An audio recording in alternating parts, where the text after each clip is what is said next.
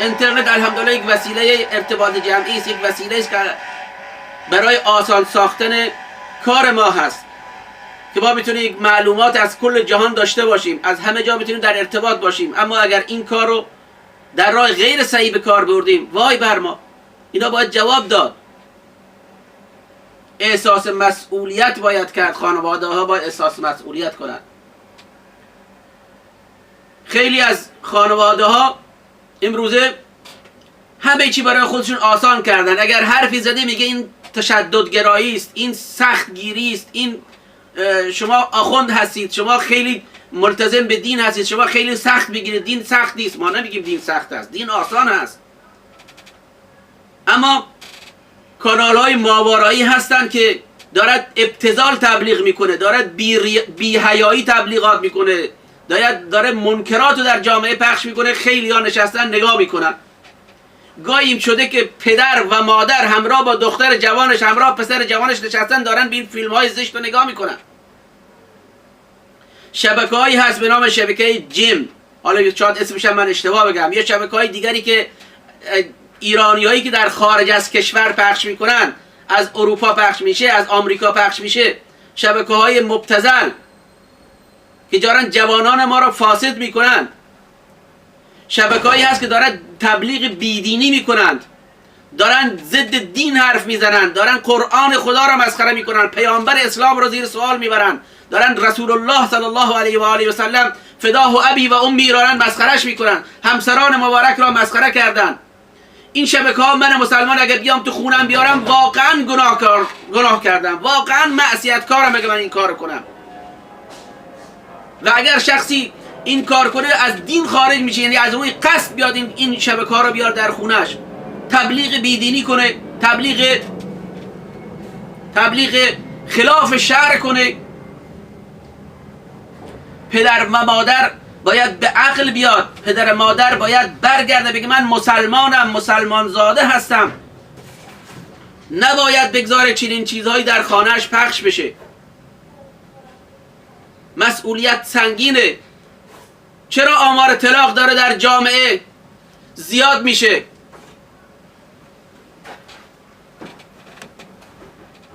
شاید در هر بگیم 10 ازدواج 7 تا به طلاق منجر میشه. چرا آمار طلاق زیاد شده؟ به خاطر اینکه اساس خانواده داره فرو پاشیده میشه. به خاطر این است که مسئولیت، کسی احساس مسئولیت نمیکنه. به خاطر این است که من پدر خانواده را رها کردم، یا اون جوان 20 ساله‌ای که رفته نامزد شده، عقد کرده، شاید هم عقد نکرده باشه، نامزادش همراهش هست، یا به این دشت، یا به اون صحرا، یا به این بیابان، یا به اون شهر، یا به این شهرستان در حال گشت و گذار و عیش و نوش هستن. بعد از 1 ماه گذشت، 2 ماه از همدیگه سیر شدن. اون لذت هایی که باید بعد از ازدواج از همدیگه بگیرن از همدیگه گرفتن، یا با دیدن فیلم های مبتذل، یا با مشاهده شبکه های ضد دینی، ضد اسلامی، ضد اخلاقی دیدن. خب اون معیاری که در اون شبکه‌ها نشون میده، اون همسر زیبا و قشنگی که در شبکه تلویزیونی نشون میده، در این همسرش نیست، در این نامزدش نیست. خب میگه من شما رو نمیخوام، شما همسر ایدئال من نیستی، اون زیبایی اندامی که در این هنرپیشه هست در تو نیست. اینها سبب فروپاشی خانواده میشه، سبب طلاق میشه. برخیا وقتی که شکست میخورن رو میارن به کارهای دیگه، میره معتاد میشه. اعتیاد امروزه داره غوغا میکنه در منطقه. چرا؟ پسر بچه دوران راهنمایی معتاد هست. اینها که اساس جامعه اسلامی هستن، این بچه ها، این نونهالان که میخوان بزرگ بشن تا 30 سال دیگه، 20 سال دیگه جامعه ما بر اینها تکیه کنه. نسل بعدی که از بین میرن، منقرض میشن، اینها میمونن. اینها نسل آینده هستن. الان جوان 16 ساله است، 15 ساله است، معتاد هست، رو به اعتیاد آورده. وقتی مسئولیت خانواده نباشه، وقتی پدر مسئولیت خودش احساس نکنه، مادر نمیپرسه این پسرش که شب ساعت 12 برمیگرده از کجا میاد، کجا بوده ساعت 12 شب وارد خونه میشه. یک شب راهش ندید تا شب بعد دیگه ساعت 8 9 تو خونه باشه. کوتاهی نکنیم در تربیت فرزندانمان، کوتاهی نکنیم، چون که اینها مؤاخذه میشیم، پرسیده میشیم. یه عده‌ای از نادانی میرن رو به اعتیاد میارن، یه عده‌ای بعد از شکست عشقی به قول خودشون یا شکست در یک معامله یا تجارت یا یک کاری رو به اعتیاد میارن. فکر میکنن آرامش در اعتیاد هست، آرامش در مواد مخدر هست. هرگز. مواد مخدر خانمان سوز است.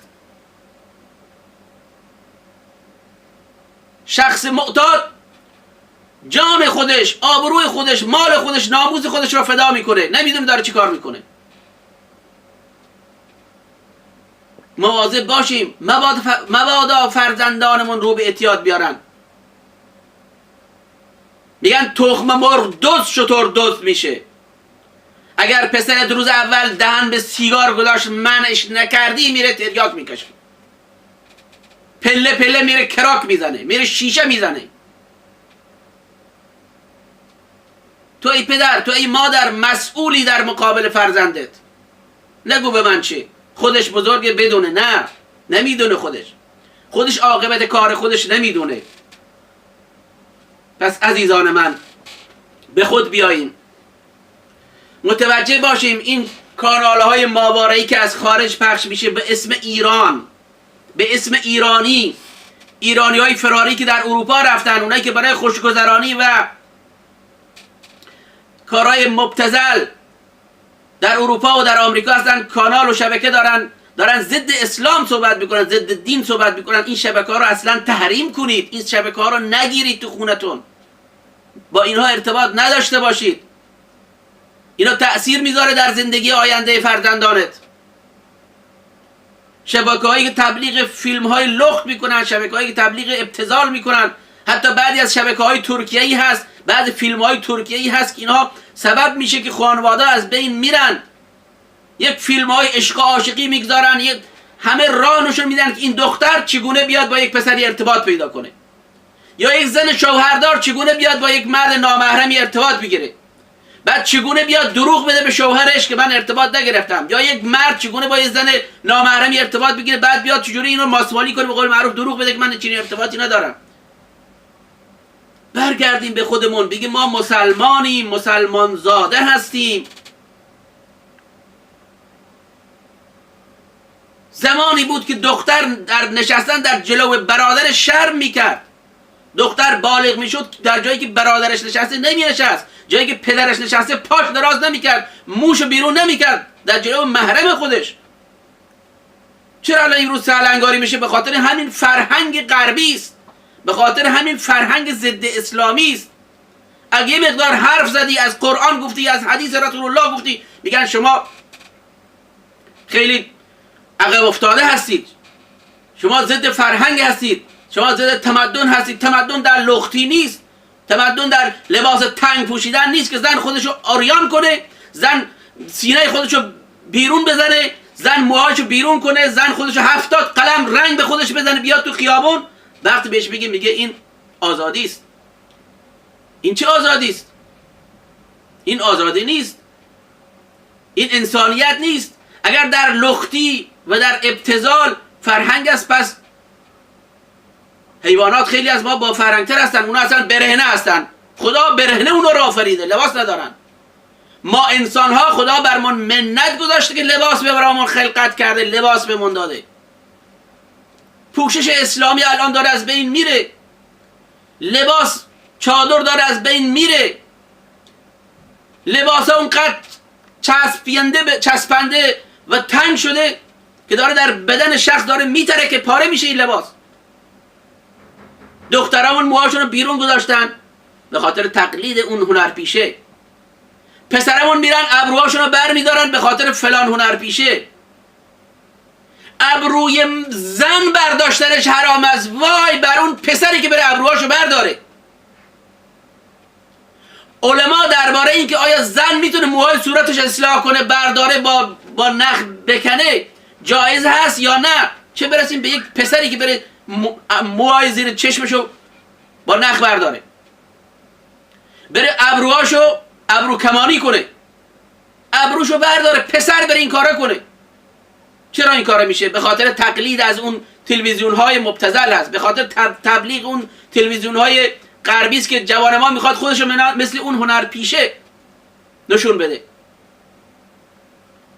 عزیزان من، صحبت زیاد هست، اینها دردهایی هست، رنجهایی است که در قلب ما هست. والله ما دلسوز شما هستیم. اگه ما حرفی بزنیم میگن اینها خیلی سختگیری میکنند. سختگیری نیست ای عزیز. آتش قیامت، آتش دوزخ را باید بیاد خدا آورد.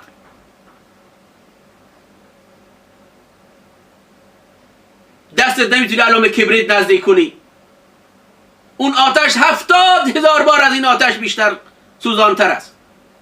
طاقتشو داری؟ کمترین عذاب در روز قیامت عذاب شخصی است که اخگری زیر قدمش قرار میدن، به وسیله اون اخگر مغزش به جوش میاد. دین شوخی نیست، قیامت شوخی نیست، حساب کتاب شوخی نیست.